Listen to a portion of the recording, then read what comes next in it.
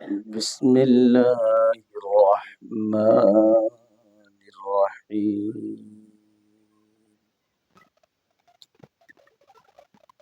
فأما من طغى وآثر الحياة الدنيا فإن الجحيم هي المأوى صدق الله العظيم। আল্লাহ পাকের বহুত বড় ইহসান ফজল আর করম, যিনি মেহেরবানি করে আপনি আমাকে আজকের এই দিনের শেষ নামাজ ইশার নামাজ জামাতের সাথে আদায় করার তৌফিক দান করেছেন। আল্লাহ পাকের এই কালামের আলোচনা নিয়ে বসার জন্য আল্লাহ পাক তৌফিক দান করছেন। কালিমাতুশ শুকর আদায় করি আলহামদুলিল্লাহ। খুব সংক্ষিপ্ত আলোচনা হবে, ঠান্ডায় গলা বসা মনের পরেও কিতাবের ভিতরে আসছে খায়রুল আমালি মা দিমা আলাইহি ওয়া ইন কাল্লা। তোমাদের নফল ইবাদত বন্দেগীর ভিতরে আল্লাহর কাছে পছন্দনীয় আমল হলো যে আমলটা ধারাবাহিকভাবে করা যায়, পরিমাণে যদিও কম হয়। আমলটা যেন ধরে রাখা যায়, যে আমল কন্টিনিউর হয়, পরিমাণে কম হইলেও এই আমলের দাম আল্লাহর কাছে অনেক বেশি। একদিন খুব ভালো লাগলো, 10 পারা পড়লাম, আর পুরা সপ্তাহ খবর নাই।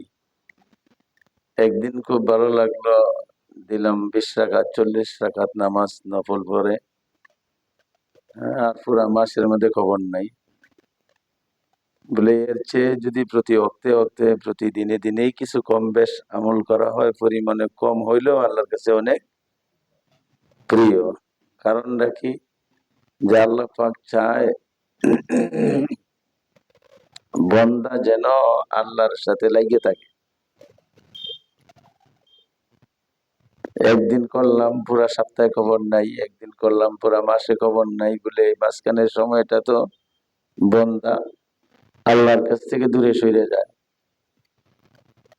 বরং আল্লাহ পাক চায় যে বন্দা আমার সাথে তার লাইনটা কি থাক, ঠিক থাক। সেই হাদিসের ভাবার্থের প্রেক্ষাপটেই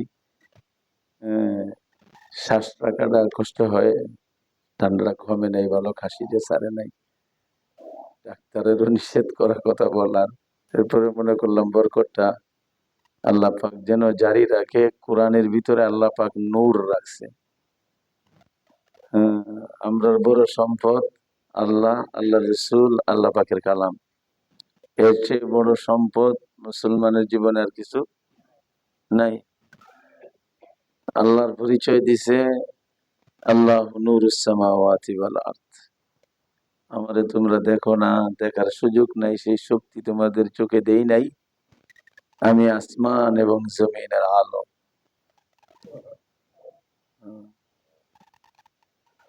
আলো বলে, আলো হইলে তো সবাই দেখতে পাইতাম, বলে না।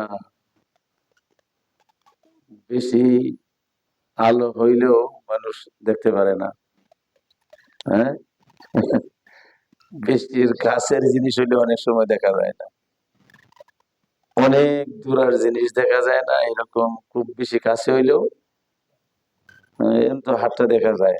হাতটা কাছে নিতে নিতে একদম চোখের সাথে লাগাই ফেলেন, পরে দেখা যাবে হাত দেখা যায় না। সূর্যটার দিকে এখনো আমরা তাকাইতে পারি, কিন্তু প্রচন্ড প্রখর যখন তেজ থাকে, এই সময় সূর্যের দিকেও তাকানো যায় না। বলতে সূর্য বলে যে 9,30,00,000 মাইল উপরে, এটা যদি আরো কাছে আইসা পড়ে তো বেশি দেহার কথা। হ্যাঁ, কাছে আইলে এখন তো কোনোভাবে তাকানো যায়, কাছে আইলে সূর্য আরো কাছে আইলে তাকানো যাবে না। সূর্য তো আলো, সূর্যের ভিতরে কি আছে? আলো আছে। কিন্তু আলোর প্রখরতা বেশি যত বেশি হবে এটার দিকে অনেক সময় তাকানোই যায় না। আল্লাহ বলেন, আমি আসমান এবং জমিনের আলো সূর্যের মতো। সূর্যের যে একটু বেশি, হ্যাঁ, না কোনো তুলনাই নাই। কারণ সূর্য তো আল্লাহ পাকের সৃষ্ট, আল্লাহর সৃষ্টি।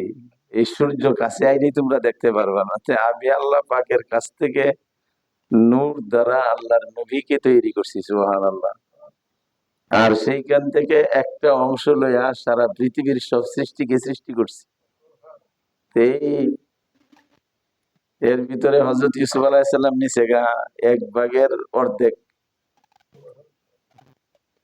মনে করেন 100 ভাগ। হ্যাঁ, এই 100 ভাগ আল্লাহ পাক নিজের জন্য 99 ভাগ রাইখিয়া পুরা ভাগটাই দিয়ে দিছে তার বন্ধু মুহাম্মদুর রাসূলুল্লাহ। সেইখান থেকে টাইম নেওয়া অর্ধেকটা নিচে হযরত ইউসুফ আলাইহিস সালাম, আর অর্ধেকটা হইলো সমস্ত চন্দ্র সূর্য যত আলো আছে দেখতেছি সৃষ্টি জগতের ভিতরে, বাকি এই অংশের অংশ। সুবহানাল্লাহ। আল্লাহ আসমান জমিনের আলো যাক বলতেছিলাম, বেশি আলোকিত হওয়ার কারণে আল্লাহকে আমরা এই দুনিয়ার চোখে দেখতে পাই না। ঠিক আল্লাহর হাবিবের ভিতরে আল্লাহ পাক নূর দিয়ে রাখছেন, সুবহানাল্লাহ। আল্লাহ পাক নিজেই বলছে যে আমি আমার বন্ধুকে নূর বানায় পাঠাইছি। কেমন নূর, কেমন নূর! আল্লাহু আকবার। আল্লাহ পাক যেভাবে তার কুদরতি নূরকে হেফাজত করে রাখছেন, আমাদের প্রিয় নবী মুহাম্মদুর রাসূলুল্লাহ, সবাই পড়ছি সাল্লাল্লাহু আলাইহি সাল্লাম। হ্যাঁ, এটা আরেক বদনসিব, এটা আরেক হতভাগার কাম যে আল্লাহর নবীর আলোচনা হয়, দুরূদ পড়ে না। এটা হতভাগার কাম এই কারণে, নিশ্চিত কসম করেও বলা যাবে, আল্লাহর নবী হাদিসে বলেন, যেখানেই আমার দুরূদ যারা পড়ে তাদের নাম ঠিকানা সহ আমি নবীর কাছে পাঠাইয়া দেওয়া হয়। তা আমরা চাই না যে আমার নামটা নবীর কাছে যাক, আমার ঠিকানাটা যাক। এই জন্য শুধু এখন না, যত জায়গায় পারি বেশি করে দূরত পড়বো, বিশেষ করে নবীজির নাম শুনলে অবশ্যই দূরত পড়বো, ইনশাল্লাহ। মনে থাকবে না? হ্যাঁ, তো জোরে সবাই বলি সাল্লাল্লাহু আলাইহি সাল্লাম। সবাই বলছি? সবাই এখনো বলি নাই, কেউ কেউ এখনো বাদ রয়েছে। সাল্লাল্লাহু আলাইহি ওয়াসাল্লাম। অনেকে পুরা নাই এখানে, দূরত পড়বো কইতে এই কথাগুলিও কানে যাইতেছে না। একটু সময়ের জন্য বসছি, এই সময়টাতে পুরা কাজে লাগাই। রসুলের নাম আনলে দূরত পড়ি, সাহাবাদের নাম আসলে রাদিয়াল্লাহু তাআলা আনহু, অন্যান্য নবীগণের নাম আসলে আলাইহিস সালাতু ওয়াস সালাম। হ্যাঁ, বলবো তো ইনশাআল্লাহ। হ্যাঁ, আল্লাহ পাকের বরত্বের আলোচনা শুনলে অন্তর থেকে বইলে ফেলানো আল্লাহু আকবার। সবাই বলি আল্লাহু আকবার, আবার বলি আল্লাহু আকবার। এত বড় নূরের কথা শুনলাম, যে আল্লাহ কত বড় নূর, বলে এইরকম ভাবে আল্লাহর হাবিবকে আল্লাহ পাক নূর দিছেন। আল্লাহ যেভাবে নিজের নূরকে হেফাজত করেন, ঠিক আমাদের প্রিয় নবীজির পুরান নূরকেও বিকশিত হইতে দেয় নাই আল্লাহ পাক। দিলে পরে উম্মত এর দ্বারা উপকৃত হইতে পারতো না। বেশি নূরের কারণে যে এরকম আল্লাহকে দেখতে পারি না, সূর্য কাছে আসলে দেখা যায় না। আল্লাহ রসুলকে আল্লাহ পাক যে নূর দিছেন, এদের পুরা বিকশিত হইলে সাহাবায়ে কেরাম চেহারার দিকে তাকাইতেই পারতো না। এত নূর আল্লাহ পাক আল্লাহর নবী সাল্লাল্লাহু আলাইহি সাল্লামকে দান করছেন। বলে আমি নূর, আমার নবী নূর। নূরাম মুবিনা, এই কোরআনকেও আল্লাহ পাক বলছেন নূর। অতএব এই অন্ধকার জগতে, নাজায়েজ হারামের জগতে মানুষ যদি আলোর পথে আসতে চায়, সঠিক হিদায়াতের পথে আসতে চায়, এই কোরআনের নূর আর আলো ছাড়া, আল্লাহর নবীর নূর আলো ছাড়া, আল্লাহর এই নূরের সাথে তার দেখা করা সম্ভব না। এই জন্যই কোরআনকে ধরতে হবে, পড়তে হবে, শুনতে হবে, এখান থেকে নূর নিতে হবে। হ্যাঁ, আল্লাহু আকবার। হযরত সাহাবায়ে কেরাম যে নুরানি জামাত হয়ে গেছে, নবীর থেকে তারা নূরকে গ্রহণ করছেন, কোরআন থেকে তারা নূরকে গ্রহণ করছেন, তারা নুরানি হয়ে গেছে, এমন আলোকিত হয়েছে, এমন আলোকিত হয়েছে সাহাবায়ে কেরাম, যে আল্লাহ পাক দুনিয়াতেই তাদেরকে জান্নাতের সার্টিফিকেট ধরায় দিছে। হ্যাঁ? অনেক সাহাবারে আল্লাহর নবী বলছে, এই তোমরা জান্নাতি মানুষ দেখতে চাও, এই সাহাবীরে দেখো। সুবহানাল্লাহ। তো এই লোকটা জান্নাতি, কি নূরের জমাত হয়েছে বলে। এই ধারাবাহিকতায় যারা আল্লাহ আল্লাহ রসুলের সাথে, আল্লাহর কোরআনের সাথে যারা সম্পর্ক রাখবে, এরা তো ওই নুরানি দলের কাফেলার সদস্য হয়ে যাইবে। হ্যাঁ, নুরানি কাফেলার সদস্য হয়ে যাইবে। আমরা ইমানদাররা সব নুরানি কাফেলার মানুষ। আমার কাছে আল্লাহর নূর আছে, ইমানের ভিতরে, ইমানের দ্বারা আল্লাহর নূর আছে। রসুলের অনুসরণ করার চেষ্টা করি, আল্লাহর নবীর নূর আমাদের ভিতরে আছে।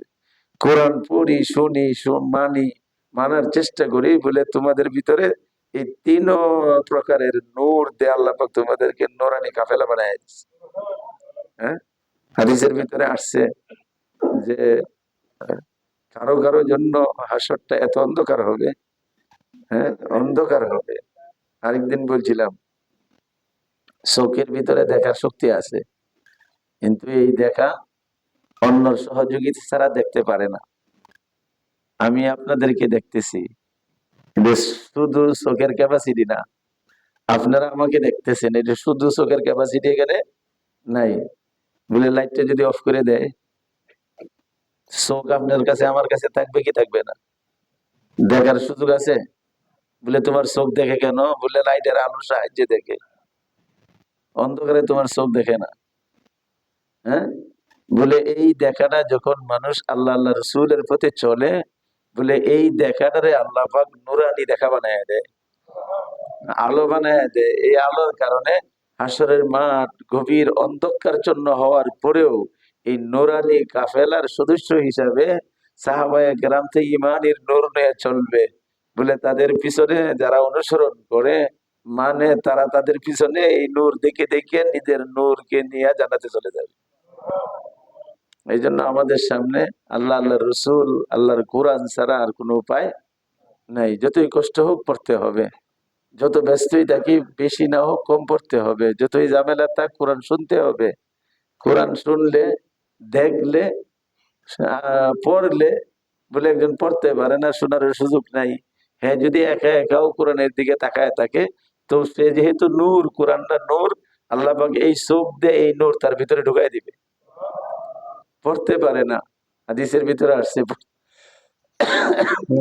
পড়তে পারে না, যদি মহব্বতের সাথে তাকায় থাকে, তবু আল্লাহ পাক তার আমল নামায় তেলাওয়াতের সওয়াব দিয়ে দিবে। তো মহব্বত করে লইব তো কোরআনকে। আল্লাহ চায় যে তুই কোরআনের কাছে আয়, আলোর কাছে আয়, একবার পড়ে নে, শুই নিয়ে নে, পড়তেও পারস নাই, শোনারও সুযোগ নেই, হাতে নে, হাতে নিয়েও যদি মহব্বতের দিকে এদিকে তাকায় থাকস, আঙ্গুল ঘুরাস, তবু তোর আমল নামায় আমি আল্লাহ পাক কোরআনের নূর দিয়ে দিব, এই তেলাওয়াতের সওয়াব দিয়ে দিব। হ্যাঁ, নিয়ত করতে পারি না যে রাত্রে একবার শেষের সময় হলো একবার একটু আল্লাহর কালামটা নিলাম, যারা পড়তে পারি এক দুইটা আয়াত পড়লাম, যারা পড়তে পারি না একটু তাকায় মহব্বত করিয়া চোখের পানি ফেলাইলাম। বলে এই নুরানি দলের কাফেলা বানায় দিবে আল্লাহ পাক, কারণ এর ভিতরে নূর। আল্লাহ পাক নিজে বলতেছেন, আল্লাহর কালামের ভিতরে কোনো সন্দেহ নাই যে আমি নূরাম মুবিনা, এটা প্রকাশ্য নূর তোমাদের কাছে পাঠাইছি, প্রকাশ্য নূর। রসুলরে বলছে নূর, আমি নিজে আল্লাহ পাক বলতেছি নূর। অতএব আমার এই কাফেলার সাথে না মিললে কেউ নূরের মালিক হইতে পারবে না। আর হাসরের দিন কোন দিক দিয়ে ফুলসেরাত খুঁজে বাইর করা পুরো কঠিন হবে। কোন দিক দিয়ে হাক্কা দিয়ে রাখছে, এই হাক্কার পারে এই পারে হইলো জান্নাত, হাক্কার ওই পারে জান্নাত। এটা না পারে আল্লাহ নবী বলে কোন উম্মত তো দূরের কথা, কোন অলি তো দূরের কথা, কোন নবী রাসূলরাও সেই ফাঁকা না পার হইয়া জান্নাতে যাওয়ার সুযোগ নাই। তাহলে সবাই সেটার মধ্যে উঠতে হবে, খুঁজছে তো ফাঁকাটারে বাইর করা লাগবে। অন্ধকার থাকলে নিজের হাতের তালু দেখা যাবে না, এত অন্ধকার হবে। তাহলে আমি এই ফুলসেরাত কেমনি বাইর করবো? আলোর দরকার আছে না নাই? হ্যাঁ, 5 ব্যাটারি লাইট আর 2 ব্যাটারি লাইটের আলো তো সমান না। আর ইমানের লাইট যখন বাড়ি মারবে, ইমানের লাইটে যখন বাড়ি মারবে, হাসরের মাঠের এক মাথা থেকে আরেক মাথা, হ্যাঁ হাসরের মাঠের এক মাথা থেকে আরেক মাথা ইমানের আলোর দ্বারাই আলোকিত হইতে থাকবে। আল্লাহ এই জন্য দুনিয়াতে এটার উদাহরণও দেয়া রাখছে। হযরত মুসা আলাইহিস সালামের হাতে লাঠি থাকতো, অন্ধকার হইলে পরে লাইটের মাঝে যখন একটু খোঁচা দিত এরকম মাটির মাঝে, সাথে সাথে লাইটের তে বাতি জ্বলতো। ঠিক আছে, ঈসা আলাইহিসসালাম বেশি অন্ধকার লাগতেছে, যাওয়া কঠিন, চলা কঠিন, রাস্তা দেখা যায় না, হাত এখানে একটু রাখতো, রাখে বার করার সাথে সাথে লাইটের মতো আলো জ্বলতো।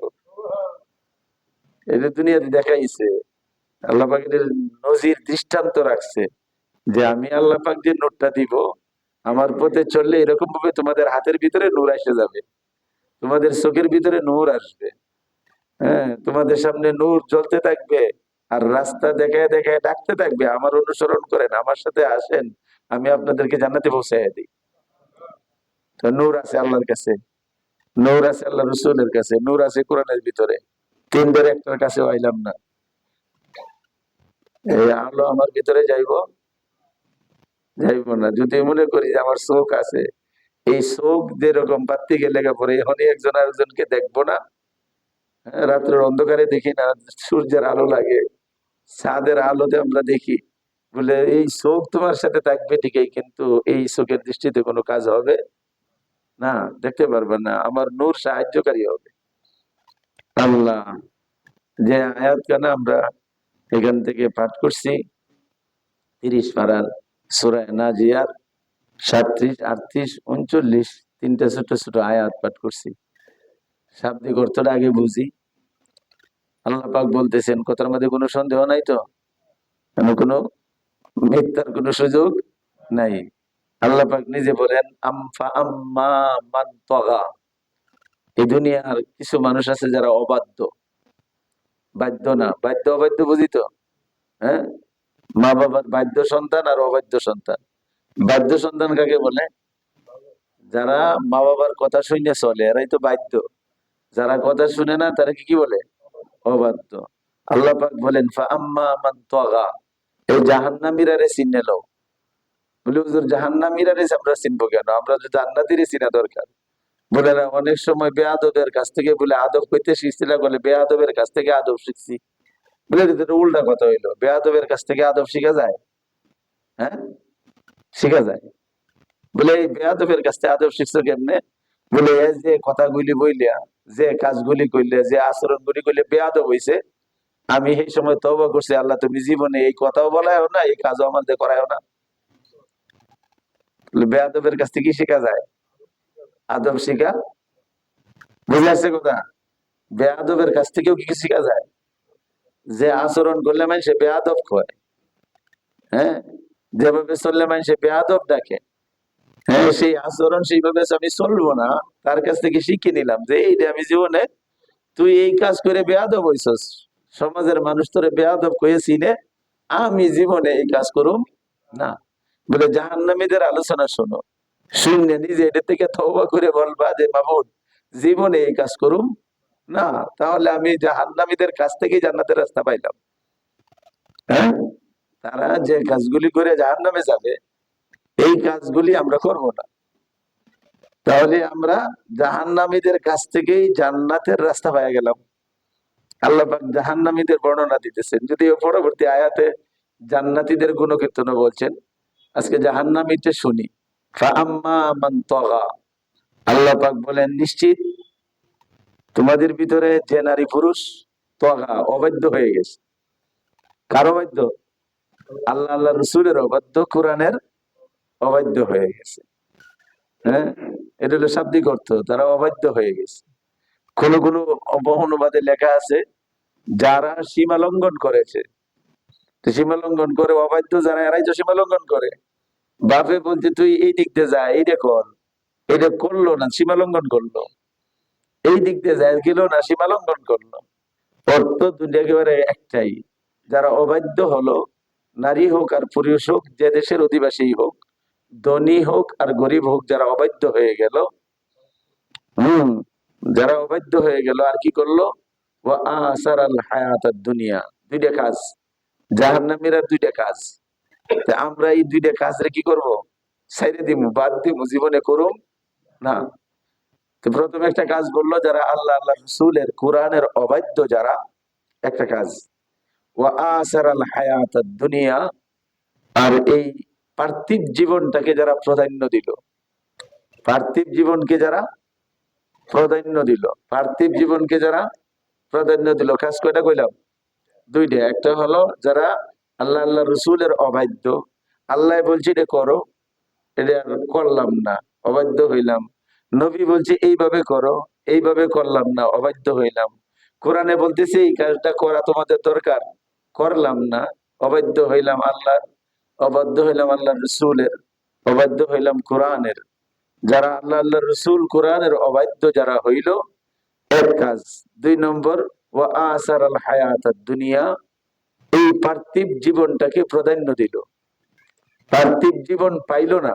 পার্থিব জীবনকে যারা প্রাধান্য দিল, ফাইন্নাল জাহিমা হিয়াল মাওয়া। দুইটা কথা বলার পরেই আল্লাহ পাক তিন নম্বর কথা বলতেছেন, নিশ্চিত দুজক হলো তাদের ঠিকানা। জোরে বলি নাউজুবিল্লাহি মিন যালিক। কাজ তো বেশি না, কয়টা কাজ? দুইটা কাজ। একটা হলো আল্লাহ আল্লাহ রসুলের অবাধ্য হয়ে গেছে, আর একটা হলো পার্থিব জীবনটাকে প্রাধান্য দিছে। অবাধ্য হওয়ার অর্থ তাফসীরের ভিতরে লেখছে, এক অবাধ্য হলো ডাইরেক্ট আল্লাহকে বলছে আমাকে স্বীকার করো, ঠিক আছে, আমাকে স্বীকার করো, আমি এক আছি, এই কথাটা বিশ্বাস করো। দুনিয়ার নাস্তিক বেঈমানরা এই কথা স্বীকার করে না। তাহলে অবাধ্য হয়েছে কি হয় নাই? তাহলে নিশ্চিত কাফেররা কি হইল? জাহান্নামী। নিশ্চিত কাফেররা জাহান্নামী। আমরা যেহেতু স্বীকার করছি আমরা আল্লাহ রসুলের অবাধ্য হই নাই, আল্লাহকে মানছি, আল্লাহ রসুলকে বিশ্বাস করছি, কোরআন আল্লাহ পাকের কালাম, এই কথাও আমরা কি করছি? বিশ্বাস করছি। তাহলে আমরা আল্লাহ আল্লাহ রসুলের কি করি নাই? অবাধ্য হই নাই, আল্লাহকে স্বীকৃতি দিলাম বলে। এরপরে দুই নম্বর কাজ, ওয়া আসার আল হায়াত দুনিয়া। কাফেররা তো অস্বীকৃতি জানাইলো, আল্লাহর অবাধ্যতা করলো, আল্লাহর বিধানের বিপরীত জীবনযাপন করে। আর কি, ওয়া আসার আল হায়াত দুনিয়া, পার্থিব জীবনকে যারা প্রাধান্য দিল।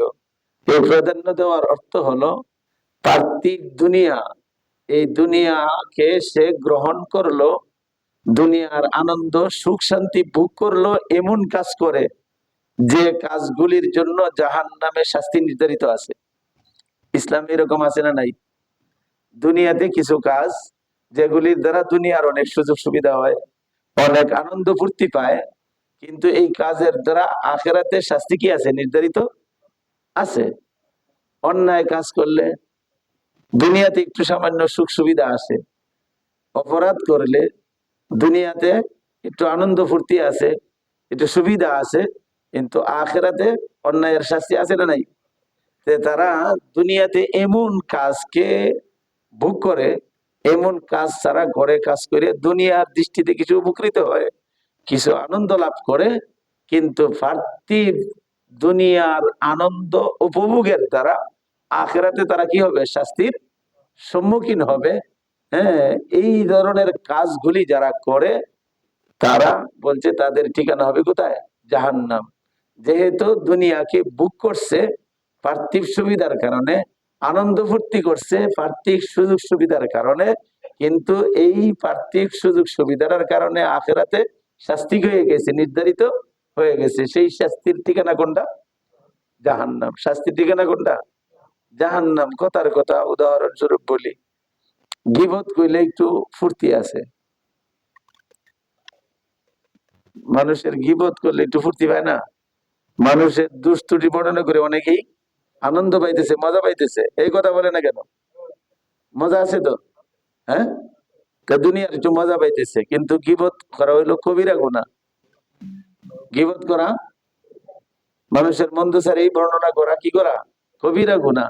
একটা কবিরা গুনার জন্য ফাজাইলের কিতাবে লেখছে ৭,০০০ বছর জাহান্নাম। ৭,০০০ বছর জাহান্নাম।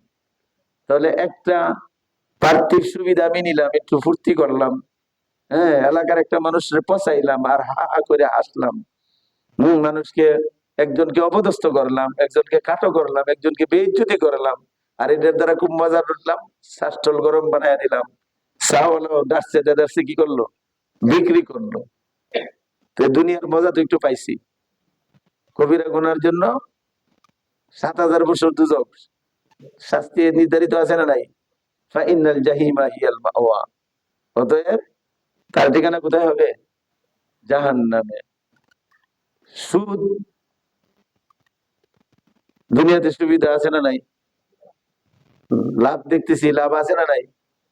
ব্যবসায়ীদের ব্যবসায়ী বন্ধ, তো দুনিয়ার সুবিধা তুমি করতেছো। কিন্তু আল্লাহ পাক বলে রাখছে যে সুদের গুনাহ 70 প্রকারের গুনাহ, কে কয় 66 প্রকারের গুনাহ। 70 প্রকারের গুনার ভিতরে সবচেয়ে কম গুনাহটা হলো একটা সন্তান তার জন্মদাত্রী মায়ের সাথে জিনা করা। জিনা করা তো এমনিই গুনাহ, সেই জিনারা যদি হয়, শরীয়তের ভিতরে আরো বলছে যে একটা মানুষ জিনা করে, কবিরা গুনাহ করে, কিন্তু সে যদি প্রতিবেশীর কোনো মেয়ের এরকম বেইজ্জতি করে, হক নষ্ট করে, তার গুনাহ ডাবল হবে। তার গুনাহ কি হবে? ডাবল হবে। বলে ডাবল কেন? জিনা তো জিনাই। বলে এটা দূরে গিয়ে করা আর নিজের প্রতিবেশীদের সাথে করা গুনাহ ডাবল কেন? বলে প্রতিবেশী হিসাবে তার উপরে আরেকটা জিম্মাদারি ছিল, সে গুনার থেকে তো বাঁচবেই, জিনার থেকে বাঁচবে, তার প্রতিবেশীর মান ইজ্জত হককে রক্ষা করবে। তার হক কি করবে না নষ্ট? বেইজ্জতি করা তো তার হক নষ্ট করলা। এই জন্য হালিলাতা জারিক শব্দ আসছে হাদিসের ভিতরে, হালিলাতা জারিকা, তুমি তোমার প্রতিবেশীদের সাথে কি করা? জিনা করলে এটা ডাবল গুনাহ হবে। তো বলে এরকম যদি নিজের প্রতিবেশীদের কাছে জিনা করলে যদি ডাবল গুনাহ হয়, নিজের জন্মদাত্রী মায়ের সাথে জিনা করা, নাউযুবিল্লাহি মিনাজ, কল্পনাও করা যায় না, কল্পনাও করা যায় না। কিন্তু আল্লাহ পাক এই পৃথিবীতে এমন ভাবে বানায় রাখছে, দৃষ্টান্ত খুঁজলে, ইতিহাস খুঁজলে পাওয়া যায় এই ধরনের ঘটনাও দুনিয়াতে ঘটছে। দুনিয়াতে ঘটছে, আছে ঘটনা, হয়ে গেছে। হ্যাঁ, বলে এই যেরকম জঘন্যতম অপরাধ মনে করো, এটা হলো সুদ খাওয়ার, দেওয়ার, নেওয়ার, সাক্ষী থাকার সবচেয়ে 70 নম্বর গুনার ভিতরে সিরিয়ালে 1 নাম্বার গুনে গুনে আসছে হলো 70 নম্বরের সিরিয়াল, সবচেয়ে নিম্নমানের ছোট্ট গুনাটা। এটা হলো সুদের সবচেয়ে ছোট্ট গুনাহ। তাহলে 1 নম্বর গুনার পরিমাণটা কি? পরিমাণটা বলা হয়েছে যারা এরকম সুদের ব্যবসা করে, কোরআনের ভিতরে আসছে আল্লাহ পাক বলেন আমি তাদের সাথে জিহাদ ঘোষণা করি। আল্লাহ যুদ্ধ ঘোষণা করে সুদখোরদের সাথে।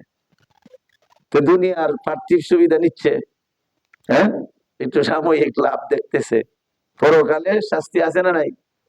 এই যে বলছে ওয়া আসারাল হায়াতাদ দুনিয়া, এমনি তুমি ব্যবসা করতেছো, এই ব্যবসাটারে তো আল্লাহ পাক বৈধতা দিছে, এই ব্যবসার দ্বারা অনেক মানুষ জান্নাতে চলে যাবে। বরং বলছে সত্যিকার আমানতদার একজন ব্যবসায়ী হাসর হবে নবীদের সাথে, শহীদগণের সাথে, সিদ্দিকগণের সাথে। সুবহানাল্লাহ। তাহলে এই ব্যবসা করে একটা মানুষ জান্নাতে যাইতেছে, আর তুমি ব্যবসাকে, পার্থিব দুনিয়াটাকে প্রাধান্য দিয়া সুদের ব্যবসা করতেছো। তার দ্বারা কি হইলো? দুনিয়াতে সামান্য একটু সুবিধা পাইলা, আখেরাতে শাস্তি নির্ধারিত আছে না নাই?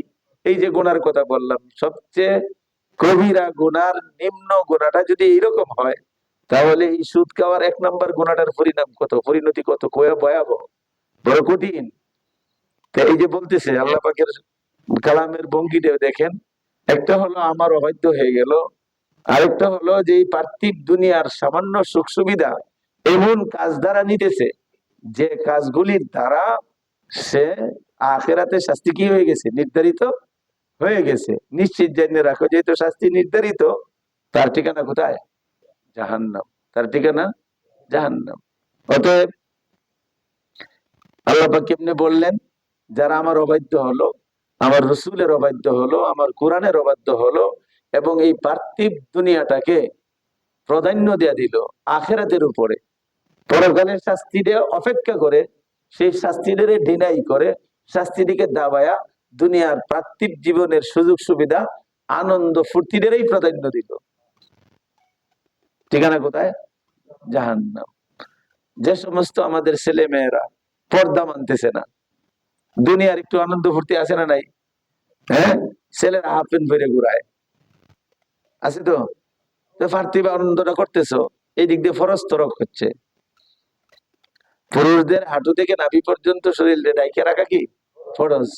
হ্যাঁ, ফুটবল খেলতেছে, হ্যাঁ, আমরা দেখতেছি, তারাও খেলতেছে, মুসলমানের বাচ্চারাও খেলতেছে, এই যে দুনিয়ার একটু আনন্দ ফুর্তি আছে না নাই?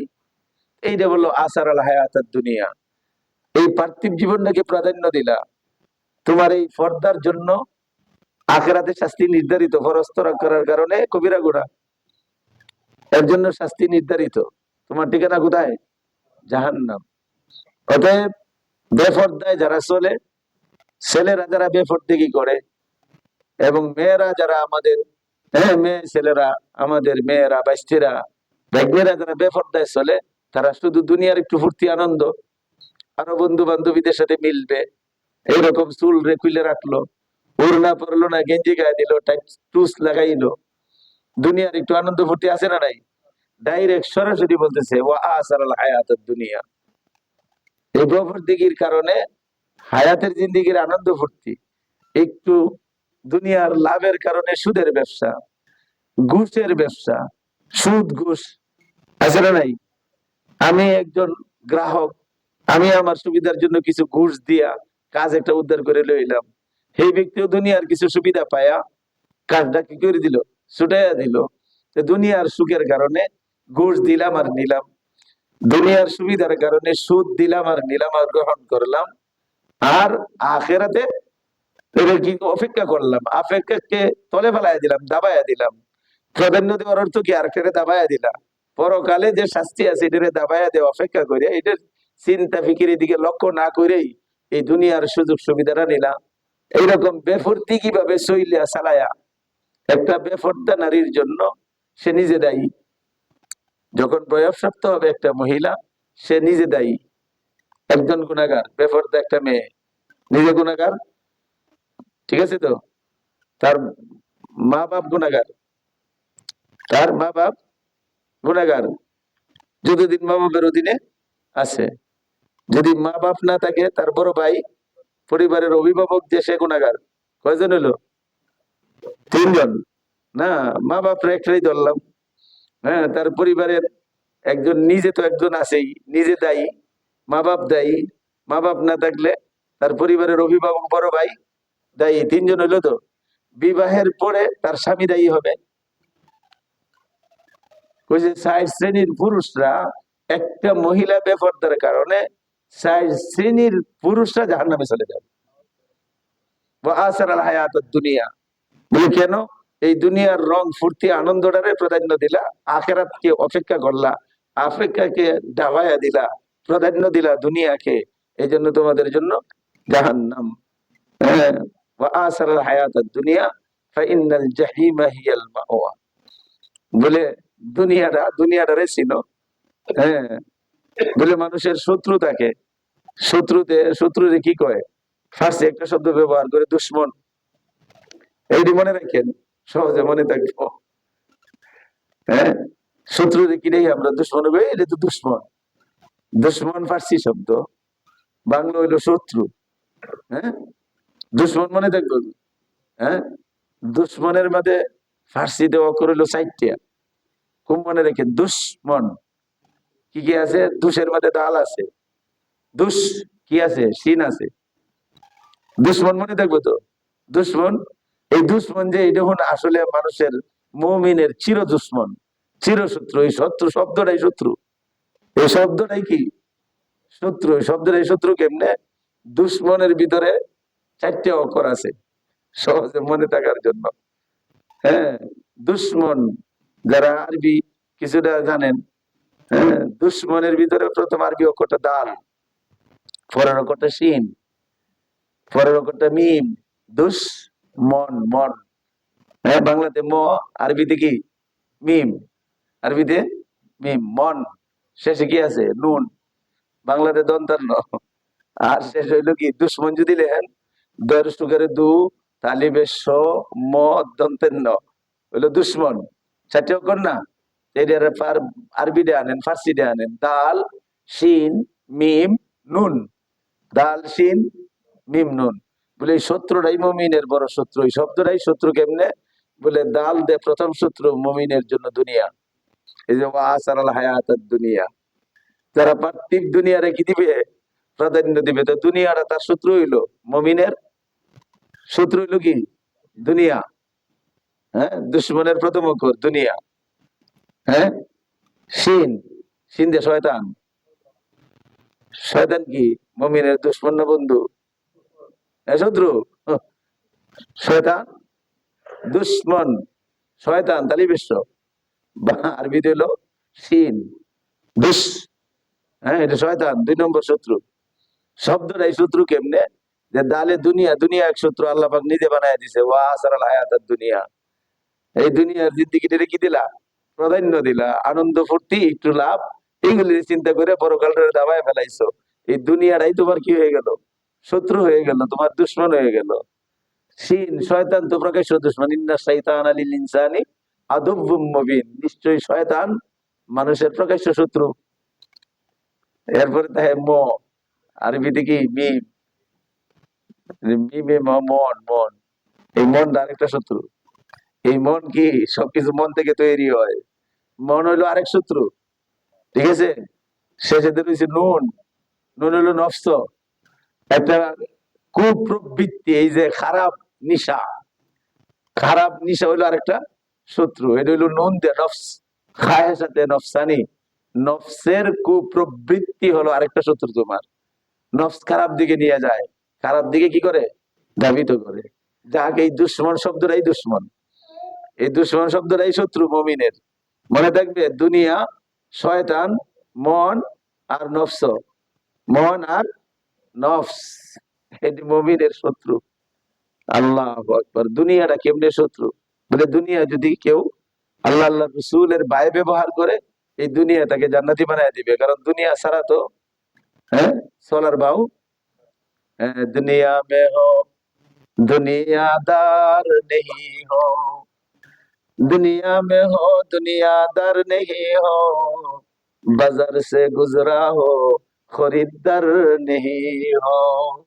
বলে বাজার দিয়ে যাইবা, অযথা হারাম জিনিস তোমার কেনার দরকার নাই, বাজার দিয়ে যাচ্ছ, সব আছে না নাই, হারাম জিনিস দেখলা না, হারাম জিনিস তুমি কিনলা না, বেচা কিনা করলা না, ছায়াও দেখলা না, বাজারে গেছো, মানুষের সাথে দেখা সাক্ষাৎ হয়েছে, তুমি সদাই কিনে আনছো, খাওয়া দাওয়া করবা, আপাতত বন্দি করবা, সব পাই গেলা, গিয়ে হারাম জিনিসের বেচা কিনা করলা, হারাম ভাবে আরেক বেটির দিকে, মহিলার দিকে তাকাইলা, বাজারে গেছো, গুনার কাজে জুড়ে গেছো।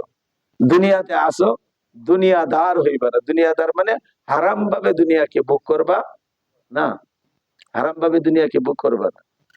আল্লাহু আকবার। কিতাবের ভিতরে আসছে আর দুনিয়া জিফা, দুনিয়ার জন্য তো সব আমরা, কিতাবের ভিতরে আসছে দুনিয়াটা এটা হলো, এটা মরা গরু, নাউজুবিল্লাহি মিন যালিক, এটা একটা মরা গরু, হ্যাঁ, মরা গরু, কিতাবের কথা শুন।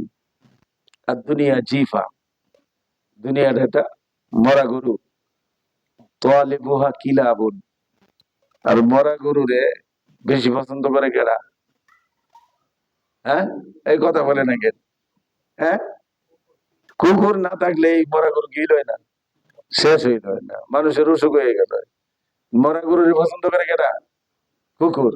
এই দুনিয়াটা হলো একটা মরা গরু, আর অবৈধ ভাবে যা পিছনে চলে, কিতাবে বলতেছে এইগুলি হলো কুকুর, এইগুলি কি কুকুর, কুকুরের সাথে তুলনা দিছে। বলে হুজুর আরো কিছু প্রাণীরা তো মরা গরু খায়, খায় না, হ্যাঁ, আরো কিছু প্রাণীরাও খায়, শুকুনে খায়, হ্যাঁ, শিয়ালে খায়, কুত্তার কথা কেন বলা হয়েছে, কুত্তার কথা কেন বলা হয়েছে জানেন, যারা দুনিয়াটার এই প্রাধান্য দিছে, এই যে আসারাল হায়াতাদ দুনিয়া, হারাম ভাবে দুনিয়াকে বুক করতেছে, এরা বলছে এরা কুকুরের মতন, তোয়ালে পোহা কিলা, এটা কিতাবের কথা হন, এটা একটা মরা গরু, এটারে অন্বেষণ করে, এটারে ধরে, এটারে গ্রহণ করে হলো কুকুর, হ্যাঁ, বলে কুকুরের সাথে তুলনা দিলে বলে কুকুর। আর শিয়ালেও খায়, শিয়ালের কথা কেন বললো না, শুকুনে খায়, এটার কথা কেন বললো না, আল্লাহু আকবার। কুকুরে খায়, দিনেও খায়, রাত্রেও খায়, দিনের বেলা শিয়ালে খায়নি, খুব লক্ষ্য করে শোনার জিনিস। কুত্তা কেন বললো, শিয়াল কেন বললো না, হ্যাঁ, বলেন, শিয়ালে রাত্রে খায়, দিনে খায় না, আর কুকুর বলছে কয়টা দিনেও খায়। যারা দুনিয়াদার, যারা দুনিয়াকে প্রাধান্য দেয়, হারাম জীবন যাপন যারা করে, এরা রাত্রেও যেভাবে খায়, দিনেও খায়। একটা আছে যে দিনের বেলায় হারাম খাইছে, রাত্রে আপাতত বন্দিকে তওবা করে কান্নাকাটি করছে বলে না, এটা দিনে রাত্রে একভাবে খায়। সন্ধ্যা হয়ে গেছে মাগরিবের পরে হন আর খাইতো না, সুদ ঘুষ নিত না, এরকম নাই, বরং দিনেও সুদের ব্যবসা, রাত্রেও সুদের ব্যবসা, কুকুরের মতন। এই জন্য বলছে যে দুনিয়ার একটা মরা গরু, এটার পিছনে যারা ঘুরে এরা কুত্তা। বলে এরা শিয়াল গেলেন না কেন? বলে শিয়াল দিনে খায় না। শিয়ালে কোন সময় খায়? রাত্রে খায়। আল্লাহ আকবার। আরেকটা হইছে জানেন, এই গরুরে যদি পানির ফেলাইয়া দেন, কুকুরে খায় না, দেখবেন সাতাই রেগে কুকুর পানির মধ্যে খাইতেছে, শিয়াল পানির মধ্যে সহজে নামতে যাবে না। ঠিক আছে, শিয়াল যাইতে রাজি না। শকুন বলে পানিতে ফেলাই দিলে পরে এটার গানটা থাকে না, তো এটা শকুনে খুঁজেই পায় না, কুকুরে পাইতো না। আর শকুনে খাইলেও রাত্রে আয়া শকুনে খাইবো না, রাত্রে শকুন বাসায় ঘুমাইতেছে। হ্যাঁ, আর কুকুরই এমন একটা প্রাণী, শুকনায় থাকলেও খায়, দিনেও খায়, রাত্রেও খায়। যারা দুনিয়াদার হারামখোর, যারা সুদখোর, যারা ঘুষখোর, যারা যারা হারাম পথে চলে, এরা দিন আর রাত্রে কোনো পার্থক্য নাই, জায়েজ আর না জায়েজের কোনো পার্থক্য, হালাল হারামের কোনো পার্থক্য নাই। এই জন্য বলছে দুনিয়ার আর দুনিয়া জিফা, দুনিয়ার একটা হলো মরা গরু, তোয়ালিবুহা কিলাবুন, আর এদের পিছনে ঘোরায় এগুলো কুত্তারা, কুত্তারা ঘোরায়। বলে মুমিন ইমানদার মুসলমানরা যারা, বলে তারা এরকম ভাবে কুকুরের মতো নয়, যেটা বৈধ আছে এটা করবে, হালাল ব্যবসা করবে, হালাল চাকরি করবে, ঠিক আছে না, আর দুনিয়াদারি করতেছে, সাথে সাথে আখেরাতের ইবাদত বন্দেগীও করতেছে, আখেরাতের ইবাদত বন্দেগীও করতেছে। একজন নামাজি ব্যবসায়ী ব্যবসাও করতেছে, নামাজও পড়তেছে। একজন নামাজি পুলিশ অফিসার, নামাজি প্রধানমন্ত্রী, আল্লাহু আকবার। বাদশাহ হারুনুর রশিদ বাদশাহী করেছে, কিতাবের কোন কোন জায়গায় লেখছে প্রতিদিন রাত্রে 100 রাকাত নফল নামাজ পড়তো একজন বাদশাহ। 100 রাকাত নফল, কোন কোন বর্ণনা আছে না হুজুর দিনে রাত্রে মিলায় 200 রাকাত নফল নামাজ আদায় করত বাদশাহ হারুনুর রশিদ, আল্লাহু আকবার। তারা বাদশাহী, বলে এরা দুনিয়াও করছে, আখেরাতও করছে। এরা দুনিয়ার কুকুর নয়, বরং যারা আখেরাত কি ভুলে গেছে, হালাল হারামকে ছাইরে দিছে দুনিয়ার জন্য, এরা দুনিয়াদার। এরা কুকুরের মতন, কিতাবের ভিতরে বলছে তো আলিবু হাকিরা, বলে এরা দিন রাত্রের কোনো বাসাবিস নাই, সুখ না আর পানিতেও কোনো বাসাবিস নাই। হ্যাঁ, যে এরকম দুনিয়াদার হারামখোর যারা, এরা দিনে রাত্রের কোনো বাসাবাস নাই, হালাল হারামের কোনো তোয়াক্কা নেই। ফাইনাল জাহিমা হিয়াল মাওয়া, ঠিকানা হবে কোথায়? ঠিকানা কোথায়? জাহান্নাম। তে আমরা এই দুনিয়াদারের কাজগুলি করব না, দুনিয়াদারি করব, হারাম পথে যাব না, সুদ দিব না, খাবো না, সাক্ষী হব না, ঘুষ দিব না, নিব না, ঠিক আছে, মানুষের গীবত করব না, মানুষের হক নষ্ট করব না। আল্লাহ পাকের হুকুম, যে সময় ডাক দেয়, ব্যবসায়ী ব্যবসায় বসে আছে, মুয়াজ্জিনে ডাক দিছে হাইয়া আলাস সালাহ, বস ব্যবসা এখানে শেষ, নামাজে আসো। অফিসের গুরুত্বপূর্ণ কাজ চলতেছে, মুয়াজ্জিনে ডাক দিছে হাইয়া আলাল ফালাহ, এই মেয়ে কি ঈশ্বর কল্যাণ আর মঙ্গল তোমার অফিসের ভিতরে, এই সময়ে মসজিদে আইসা নামাজ পড়ার ভিতরে তোমার কল্যাণ। মুয়াজ্জিনে যে শব্দগুলি বলেন, আমাদের দিকে আসো, তোমার ভালোর দিকে আসো, বলে ভালো এই মুহূর্তে নামাজের সময় তোমার চাকরি, তোমার ব্যবসা কোনো ভালো বয়ে আনবে না। এখন মসজিদে আসো, নামাজ পড়ো, এর ভিতরে তোমার কল্যাণ, এর ভিতরেই তোমার মঙ্গল, দুনিয়াতেও শান্তি, আখেরাতেও শান্তি, ঠিক আছে না? ফাইনাল জাহিমা হিয়াল মাওয়া, ঠিকানা কোথায় হবে? জাহান্নাম। এই কাজগুলি যারা করবে তারা জাহান্নামী, এইগুলি থেকে যারা দূরে বাইচে থাকবে তারা ঠিকানাই কোথায়?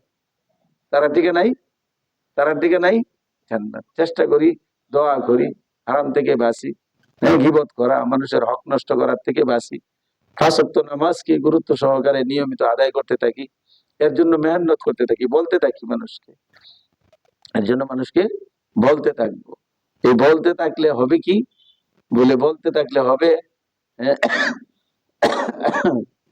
আমরা অনেক সময় একটু মেহেদি টেদি নিজেরাও লাগাই, সাবধান হওয়ার পরেও তাদের হাতে লাগিয়ে যায়, বাড়িওয়ালিরা লাগায় দেয়, দেখে যে কি আমার দাড়ির চেয়ে মাদার চুলের চেয়ে হার হাত লাল হয়ে গেছে বেশি, হয় কি হয় না? হয় কি হয় না? বলে তুমি যখন মানুষকে বলতে থাকবা যে মেহেন্দি লাগাইলে যেরকম ভাবে যারা লাগাইতেছে তো লাল হয়েই, নিজের হাত কি হয়ে যায়, লাল হয়ে যায়। এরকম তুমি হালালের কথা যখন বলবা, নামাজের কথা যখন বলতে থাকবা, আল্লাহ পাক তোমার ভিতরটারে ইমানের আলোতে রঙিন বানায় দিবে, আলোকিত করে দিবে। আরেকজনকে আলোকিত করতে চাইতেছো, তোমাকে আল্লাহ পাক আলোকিত বানায় দিবে। করবো তো ইনশাল্লাহ। আল্লাহ পাক তৌফিক দান করুক। আল্লাহুম্মা আনতাস সালাম ওয়া মিনকাস সালাম, তাবারাকতা ইয়া যাল জালালি ওয়াল ইকরাম। রব্বুল আলামিন, আমরা আলোচনার ভুলভ্রান্তি, আয় আল্লাহ, কোন রকমের যোগ্যতা আপনার কালামের আমাদের ভিতরে নাই। আয় আল্লাহ, আদব রক্ষা করে বলতেও পারি নাই, শুনতেও পারি নাই, ভুলভ্রান্তি মাফ করে দেন। আয় আল্লাহ, আপনার কালামের নূর আমাদেরকে দান করেন, আপনার নূর আমাদেরকে নসিব করেন, আপনার বিয়ার নবীর নূর আমাদেরকে নসিব করেন। আয় আল্লাহ, ভিতরে শত গুমরাহি এবং গুনার অন্ধকারকে দূর করে দেন। আয় আল্লাহ, নেকের আলোর দ্বারা, ইমানের আলোর দ্বারা ভিতরকে আলোকিত করে দেন। আয় আল্লাহ, ফ্যামিলি মেম্বার সকলকে দিনদার নামাজি বানায় দেন, হারাম থেকে বাঁচার তৌফিক দেন। আয় আল্লাহ, পাড়া প্রতিবেশী, সমাজ, নামাজ, আয় আল্লাহ, আমাদের দেশ, দেশবাসী, জাতিগত ভাবে সকলকে দিনদার নামাজি বানায় দেন। হালাল ভাবে জীবনযাপনের তৌফিক দান করেন। আখিরাতকে প্রাধান্য দিয়ে জীবনযাপন করার তৌফিক দেন। আয় আল্লাহ, আমাদেরকে ছাইরা ইতিমধ্যেই যারা আখিরাতে চলে গেছে তাদেরকে মাফ করে দেন। আয় আল্লাহ, যারা দুনিয়াতে বেঁচে আছি তাদেরকে আখিরাতের প্রতীক বানায় দেন, জান্নাতের প্রতীক বানায় দেন। অসুস্থদেরকে সুস্থতার জিন্দেগি দান করেন। আয় আল্লাহ, যতদিন হায়াত দিয়েছো, তোমার আলোর আশায় যেন থাকতে পারি, তোমার নবী থেকে নূর নিতে পারি, তোমার কালাম তেলাওয়াত করে শুনে আমল করে যেন সেখান থেকে নূরের অংশীদার হইতে পারি, তৌফিক দান করো। আয় আল্লাহ, কোরআনের নূর আমাদেরকে দান করো। রব্বির হামহুমা কামা রব্বায়ানি সগীরা, রব্বির হামহুমা কামা রব্বায়ানি সগীরা। বিদায়ের কালে, মৌতের সেই কঠিন মুহূর্তে আমাদের সকালের জবানে দিও লা ইলাহা ইল্লাল্লাহ মুহাম্মাদুর রাসূলুল্লাহ।